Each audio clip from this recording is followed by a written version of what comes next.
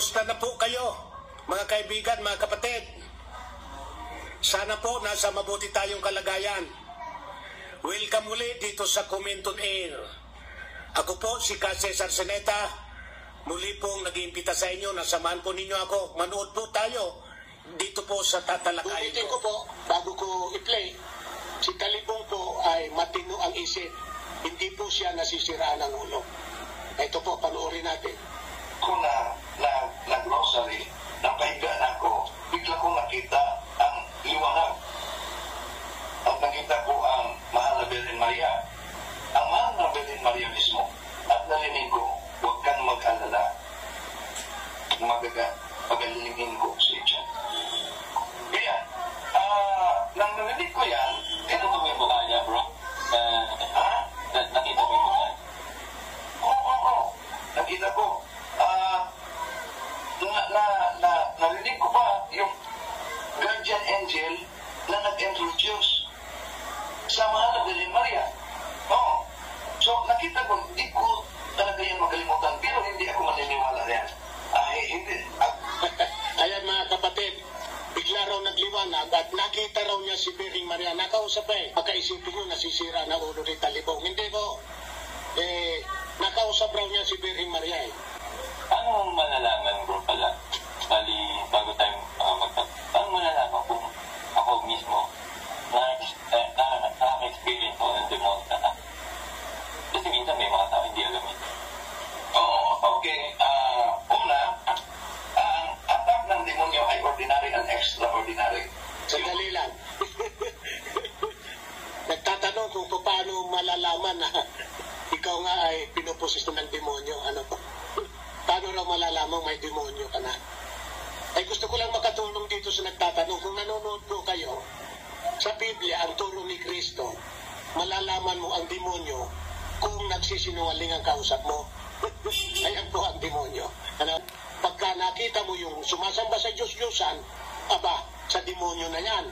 At saka nagsisinungaling, sa demonyo na yan. Nasa Biblia po yan. Yan po talaga ang nasa Biblia.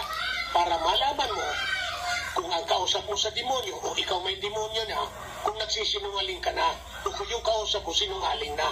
Ano po? Ayan. At saka sumasampa na sa Diyos-Diyosan. Yung Diyos-Diyosan po yung gawa-gawa lang niya na nagtitiwala siya doon. Halimbawa, si Wilder Talibong, nagtitiwala sa cross. Na tiwalang-tiwala siya na sa cross lumalayas ang demonyo. Takot si Dracula dyan. Takot ang demonyo dyan. Yan po ang Diyos-Diyosan.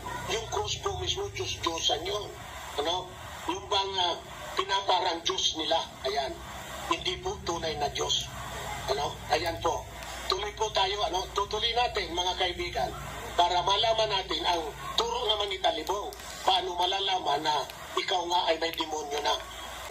Ang extraordinary demonic attack, una, yung tinatawag na opresyon. Yung opresyon, yun ang dalawang may tinatawag na direct opresyon yan. Palagi lang nag-aaway sa loob ng pamilya. Direct opresyon yan. Nag-aaway sa mga kaibigan. That's direct opresyon. Nag-aaway sa katrabaho. Direct opresyon yan. O palaging nagsakit. At paulit-ulit madala sa hospital. That's direct opresyon yan. Indirect opresyon, nakarinig ka ng iskandalo sa simbahan, nakakita ka ng pare na nakagawa ng iskandalo, ayaw ka nang magsimba. That is indirect opresyon. Ayan po, dun isa yan sa uri ng Katoliko. Katolikong baluga. Ano? Yan po yan. Depression. Depression is demonic obsession. O nawalan ka na ng pag-asa. O kaya gusto nang magpakamatay. Nandun din yan po sa 6 na uri ng Katoliko. Katolikong atso yan o tuliro. Ma-experience mo yung natakal. Sleep paralysis. No? So kung ganyan, Jesus ay kumanyo, evil spirits, whoever you are, to depart right now from this room and go immediately and directly to the foot of the cross of Jesus Christ and never return. So dapat gawin yan. Dahil lagyan mo ng exercise. Ibigay mo sa akin, kapatid, yung address mo. Padalaan kita ng exercise uwi na. Ayan. demonyo, padadalan raw yung nagtatanong ng exorcise oil.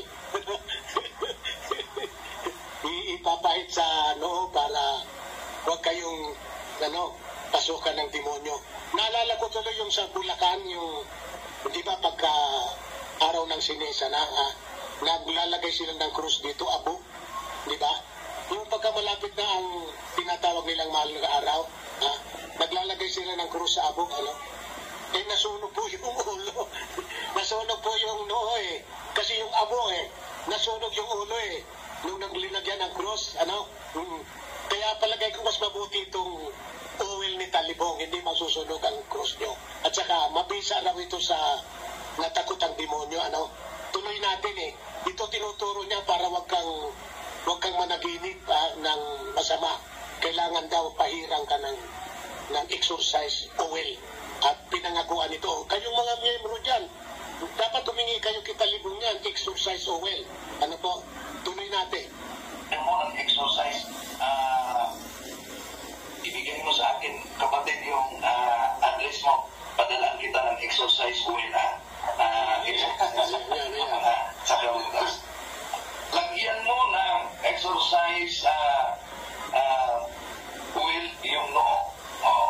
At lalo na yung makamata, makagising ng alas 12, alauna, alas 2, alas 3 na madaling umaga, mahirapan na that is, bakit?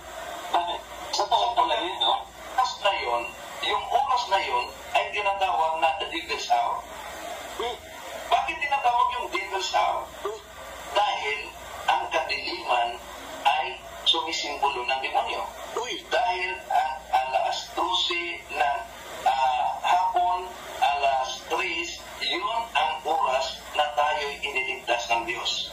Adversely, yung madaling araw, kiniklaim yun ng demonyo. Kaya yung oras na yun, kahit mga bata, kung tanungin, kahit sa elementary, sino sa inyo ang makagising ng alas 12, alauna? Ang dami talaga. Ang dami.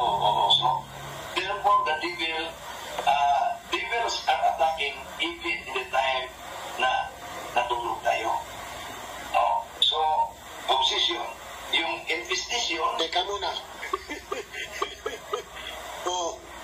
Nanonood ba yung mga pare at saka mga Katoliko? Kasi Disyembre ngayon may tinatawag na simbang gabi. Ayun raw devil's hour yun Ulitin nga po natin Importante ito kasi magsisimbang gabi na ata sa demonyo pala yan Kaya tingnan natin. Ako'y naniniwala yan na sa demonyo yan ito, ulitin natin mga kaibigan. Ngayon ay tinatawag na the devil's hour. Bakit tinatawag yung devil's hour? Dahil ang kadiliman ay sumisimbolo ng demonyo. Dahil ang alas 12 ng hapon, alas 3, yun ang oras na tayo'y iniligtas ng Diyos. Adversely, yung madaling araw, kiniklaim yun ng demonyo. Kaya yung oras na yun, kahit mga bata, kung Ayan po. Naku, mahalaga yun. Kung nakikinig kayong mga pare, pero mo, sinasabi ni Wendell, yung palang simbang gabi, sa demonyo yun.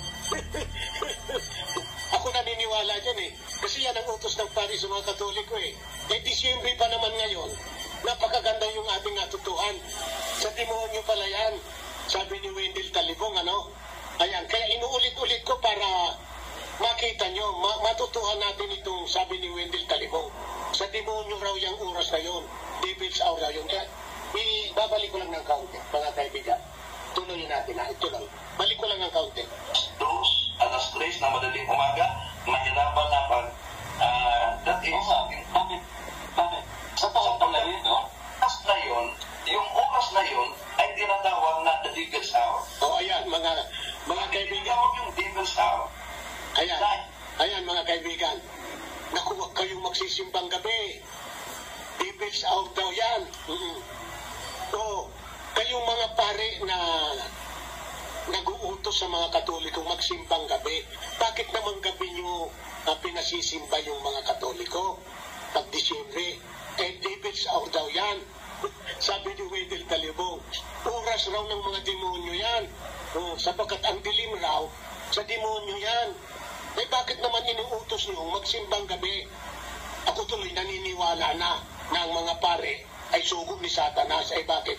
Ang itinuturo sa demonyo pala yan, sabi ni Wendell Talibong. Yung simbang gabi, malinaw po yung sabi ni Wendell Talibong. Kaunti lang, ibalik ko lang kaunti. Ayan, para mapakinggan natin. Alauna, alas 2, alas 3 na madaling umaga, mahirapan na pag that is, bakit? Sa taon pala rin, no? na yun, yung oras na yun ay tinatawag na the devil's hour. O ayan mga kaibigan. Bakit tinatawag yung devil's hour?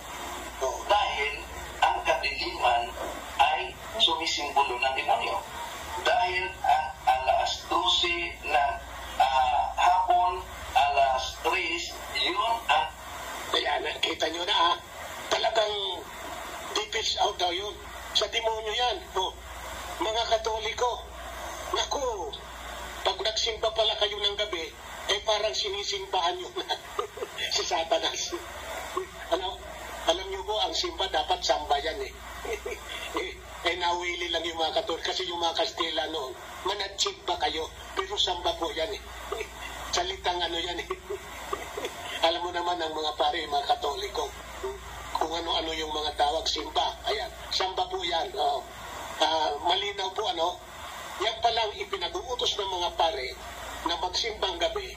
Devil's hour pala yan, sabi ni Wendell Talibong.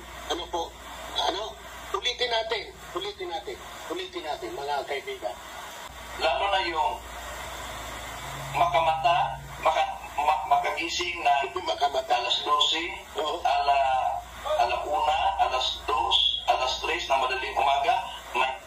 Tandaan nyo, Mikey, mga Katoliko, tandaan nyo yung oras, dahil magsisimbang gabi kayo sa demonyo raw yan, sabi ni Wendell Talibong. Tuloy.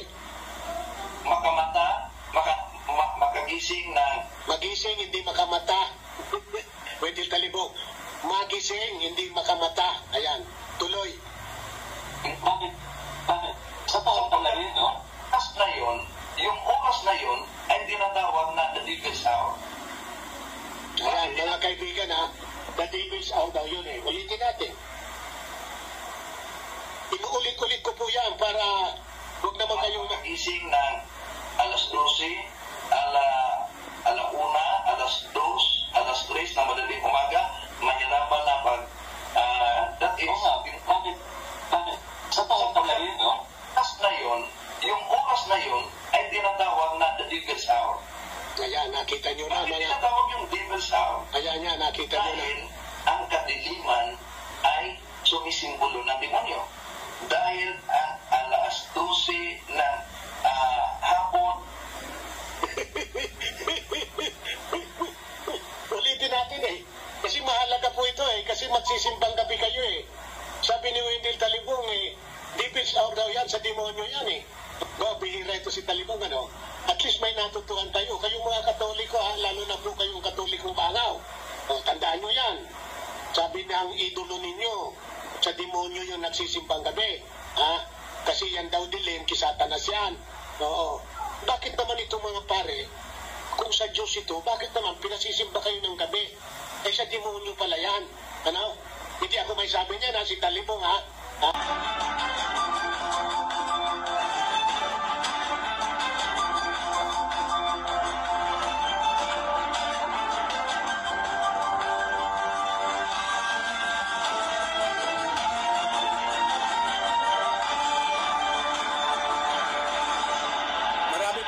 mapapakinggan po. Tuloy-tuloy niyong panoorin at marami pa kayong mapapakinggan. Kung, mga kapatid, mga kaibigan, kayo pong mga Katoliko, wag po sana kayong magagalit sa akin.